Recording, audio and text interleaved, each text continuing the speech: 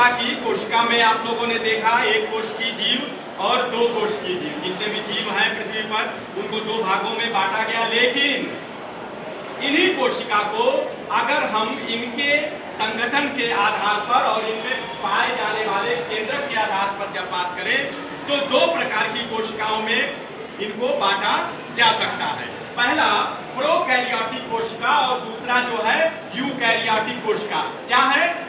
Prokaryotic कोशिका और eukaryotic कोशिका। बहुत ही आसान है। प्रोकैरियोटिक कोशिका, बस नाम ही थोड़ा सा कठिन है या टेढ़ा कह लें, ठीक है। प्रोकैरियोटिक कोशिका, अगर प्रोकैरियोटिक कोशिका की बात करें तो पृथ्वी पर आपको मालूम है कि भाई पृथ्वी पर उत्पत्ति हुई होगी और कोशिका से ही हुई है। तो सबसे पहली कोशिका अगर है करीब 3.5 अरब वर्ष पहले की अगर हम बात करें तो यही प्रोकैरियोटिक कोशिका सबसे पहले इसी कोशिका की उत्पत्ति हुई थी। किसकी हुई थी? हाँ। और ये कोशिका जो है एक कोश की जीव है जिनका आकार सबसे छोटा होता है, यानी कि कह सकते हैं कि ये अति सूक्ष्म कोशिका है जिनका आकार 1 से 10 माइक्रोमीटर तक होता है और पृथ्वी पर इनकी उत्पत्ति सबसे पहली मानी जाती है। अब ये जो कोशिका है ये अपूर्ण है, अभी बताएंगे कि अपूर्ण क्यों है। और इनकी जो संरचना है सरल है। बात समझ में आ गई? सरल भी है और अपूर्ण भी है। इनमें केंद्रक नहीं पाया जाता है और इनमें जो है अल्प विकसित केंद्रक पाया जाता है।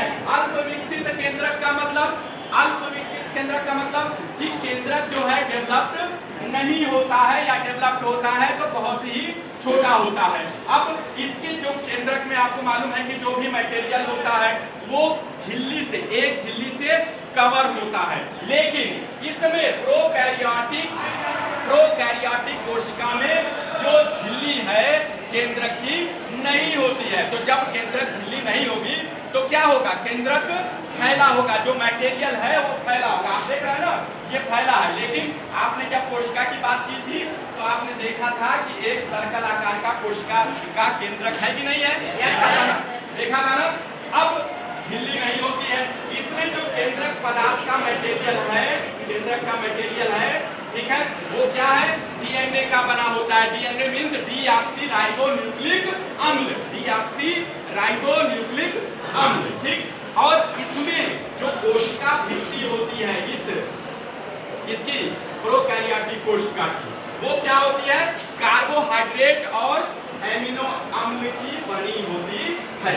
और इसमें जो श्वसन होता है, जो कि कोई भी जीव है, जीव का मतलब कि जो कोशिका है, उसी में तो रिस्पिरेशन होता है, उसी में तो रिस्पिरेशन होता है। और सबसे पहले बताया था क्या कोशिका के बारे में? कोशिका सजीवों की संरचनात्मक और क्रियात्मक इकाई है। Very good. तो श्वसन जो होता है, रिस्पिरेशन जो होता है, ये जीव द्रव कला द्वारा होता है। और सबसे इंपॉर्टेंट बात हमने शुरू में बताया, क्या बताया? कि ये अपूर्ण और सरल है, इसलिए इसमें जो विभिन्न प्रकार के कोशिकांग पाए जाते हैं वो इसमें नहीं पाए जाते हैं। इसमें जो कोशिकांग कोशिका में होती है वो नहीं पाए जाते हैं। जैसे आपको माइटोकॉन्ड्रिया है, गाल्जिकाय है, क्लोरोप्लास्ट है, लाइसोसोम है, ये सारे कोशिकांग इसमें नहीं पाए जाते हैं। ये बात हो गई। अब इसमें रिप्रोडक्शन कैसे होता है? कोशिका विभाजन के थ्रू ही होता है, ठीक है। तो इसमें जो कोशिका विभाजन होता है विखंडन के द्वारा, यानी कि टूट जाते हैं। क्या होते हैं? टूट जाते हैं।